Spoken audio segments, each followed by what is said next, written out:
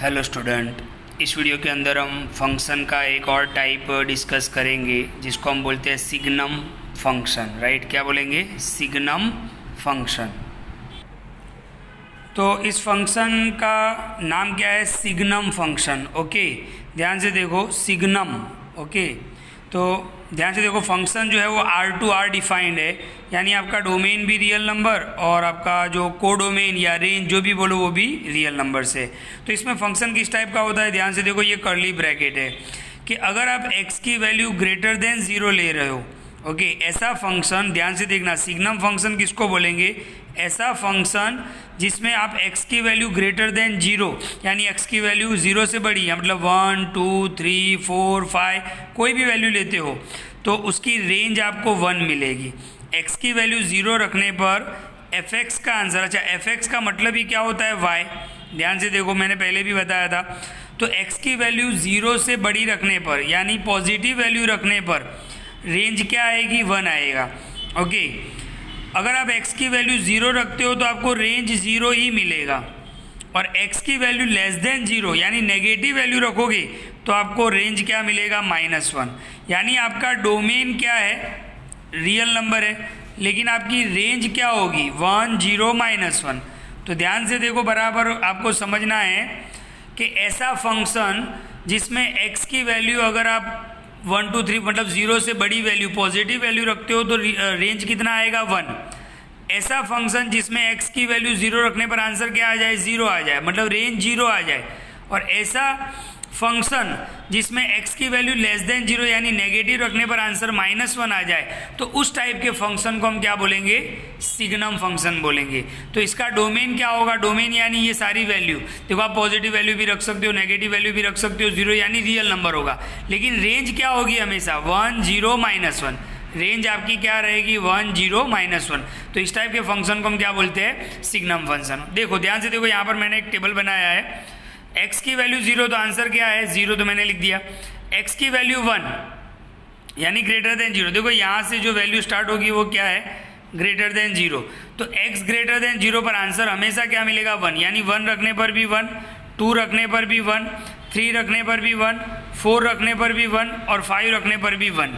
और x less than 0 यानी negative value रखने पर आपको आंसर क्या मिलेगा? माइनस। तो यहाँ से ध्यान से देखो, कौन सी वैल्यू स्टार्ट होती है? x less than 0। ओके, तो आंसर क्या आएगा? -1, यानी -1 रखने पर भी -1, -2 रखने पर भी -1, -3 रखने पर भी -1, -4 रखने पर भी -1, और भी आगे जाओगे तो -1।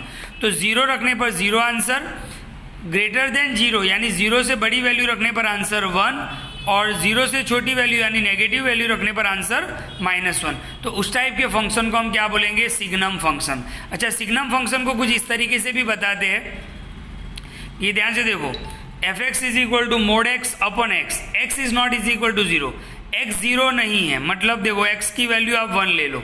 ध्यान से देखना, x की वैल्यू क्या ले लो? 1, जो क्या है? Greater than 0।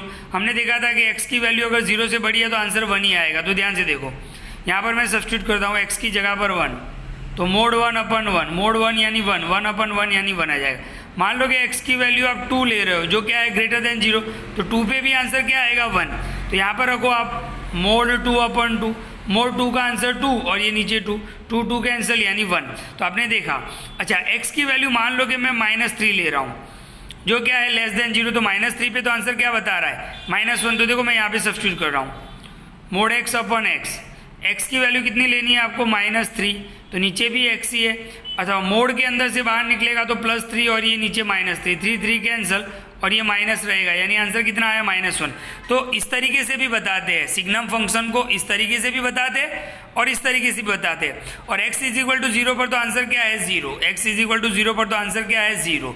तो ये सिग्नम फंक्शन को इस तरीके से भी बताया जाता है, इस तरीके से भी बताया जाता है। तो ऐसा फंक्शन जिसमें x की वैल्यू 0 से बड़ी हो तो रेंज 1 आएगा, x की वैल्यू 0 होगी तो रेंज 0 आएगा, x की वैल्यू 0 से छोटी होगी तो आंसर -1 आएगा। इस टाइप के फंक्शन को हम बोलेंगे सिग्नम फंक्शन। अच्छा, इसका ग्राफ कैसा होगा? तो ध्यान से देखो, x की वैल्यू 0 से बड़ी है, ओके, अगर मैं 1 ले रहा हूँ तो भी आंसर क्या आएगा? 1। अगर मैं 2 ले रहा हूँ तो भी आंसर क्या आएगा? 1। अगर मैं 3 ले रहा हूँ तो भी आंसर कितना आएगा? 1।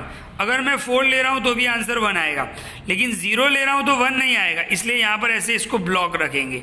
ओके, ध्यान से देखना मैं आपको, तो ये लाइन जो होगी वो किसकी लाइन होगी, y इज इक्वल टू 0, यानी यहाँ पर ये बिल्कुल अंदर से वाइट कलर, मतलब ये आप देखो ऐसे डार्क नहीं आएगा, क्यों, क्योंकि 0 रखने पर 1 आंसर नहीं आ रहा है, 0 रखने पर तो आंसर क्या आ रहा है, 0। मैं आपको टेक्स्ट बुक में भी बता सकता हूँ तो आपको अच्छे से समझ में आएगा। देखो यहाँ पर आप देख सकते हो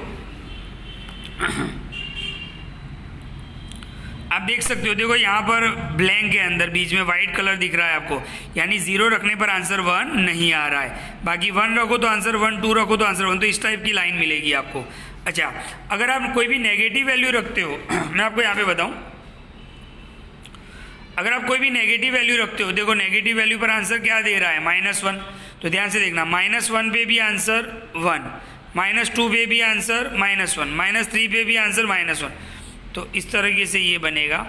और यहाँ पे क्या होगा, वाई, यानी 0 रखने पर -1 नहीं आ रहा है, 0 रखने पर 1 भी नहीं आ रहा है, 0 रखने पर 0 ही आंसर आ रहा है, तो इसका जो ग्राफ है कुछ इस तरीके से बनेगा। देखो यहाँ पे ब्लैंक है, आपको बीच में वाइट पोर्शन दिख रहा है, आगे इसका मतलब क्या होता है, 0 रखने पर 1 भी नहीं आ रहा है, 0 रखने पर -1 भी नहीं आ रहा है। हमने देखा था कि 0 रखने पर तो आंसर क्या आता है, 0 आता है, तो सिग्नम जो ग्राफ है वो इस टाइप का होता है। ओके, आप टेक्स्ट बुक में भी देख सकते हो, मैंने आपको टेक्स्ट बुक में भी बताया, पेज नंबर 42 पे आप देख सकते हो, पेज नंबर कौन सा है, 42, तो यहाँ से आप ये ग्राफ ड्रॉ कर लेना। और आई होप आपको सिग्नम फंक्शन समझ में आया होगा।